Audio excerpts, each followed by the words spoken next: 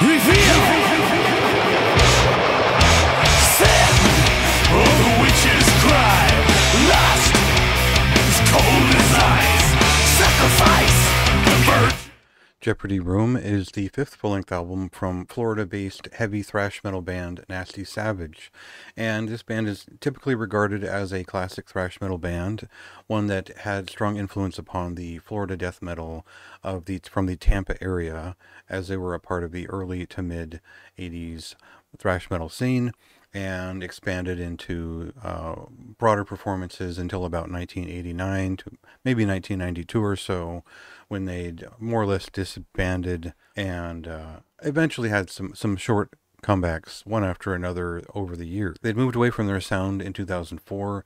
It still sounded like Nasty Savage. A lot of the original members were still involved, but now only the original vocalist is involved. Today, the guitarist that was on Psycho Psycho has left, I think at least a couple of years ago. So what they brought here on Jeopardy Room is a lot of new blood in to try and sound like the old ways. And for the most part, they succeed, but we'll cut to a song here and get a sense for what works about this record and what doesn't. Chain of the same remain. Brainwasher.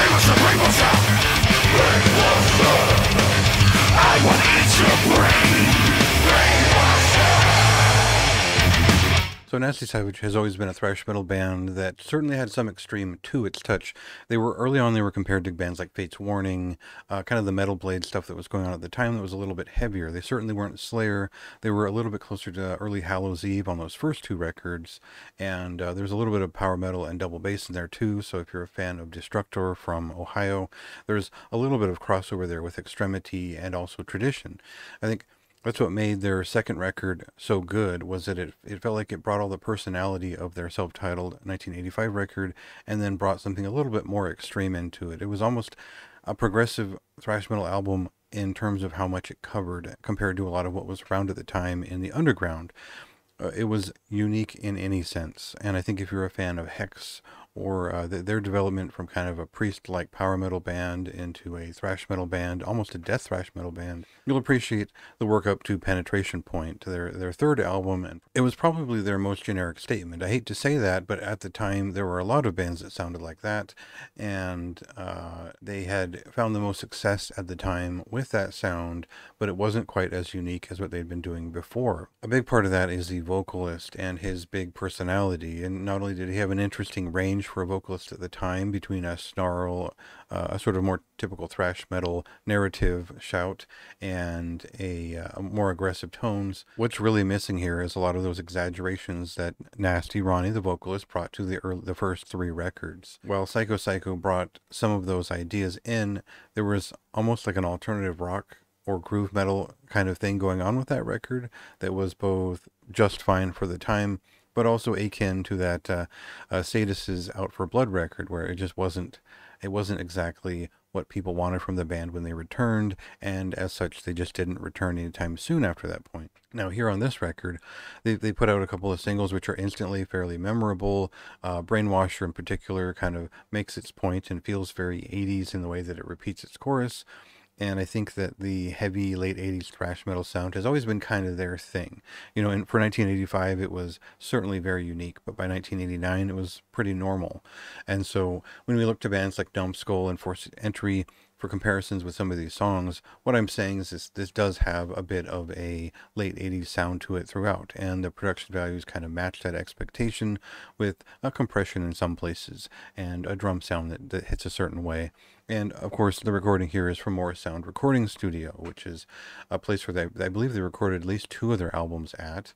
And this helps authenticate their sound and put it in a time and place that is appropriate for this recording. Not only does it sound great, but it sounds like Nasty Savage, even more so than back in 2004.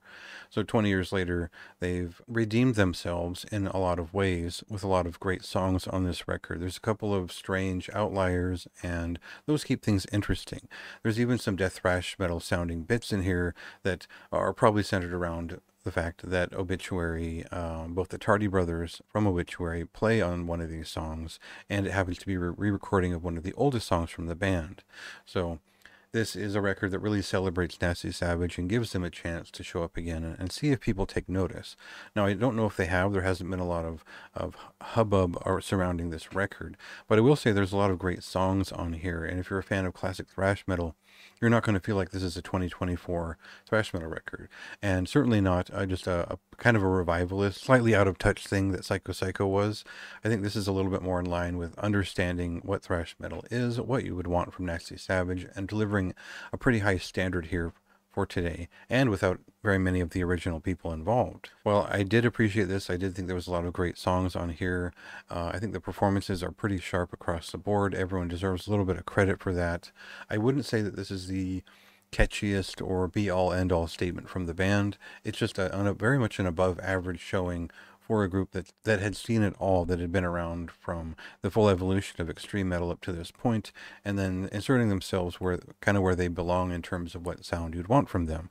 So if you're a longtime fan, I don't think this record will disgust you in any way. I think it'll be pretty entertaining. There's a couple of songs that I didn't personally like very much, but it wasn't something that I detested in any sense. These are pretty solid songs. It is still thrash metal, and they've done a solid job of it. So for that reason, it's a moderately high recommendation from me. And this is worth checking out if you're a diehard fan of thrash metal who knows who Nasty Savage are. If you want an introduction to this band, the first two albums are a much better way of getting to know them, and following up this far is for the sake of a completionist. So make sure you fit into one of those categories. Go check out the band's discography and see if this might interest you. Otherwise, it's released on October 10th. Check it out for yourself, and read my review for more detail on what I thought about this record and some more history on the band.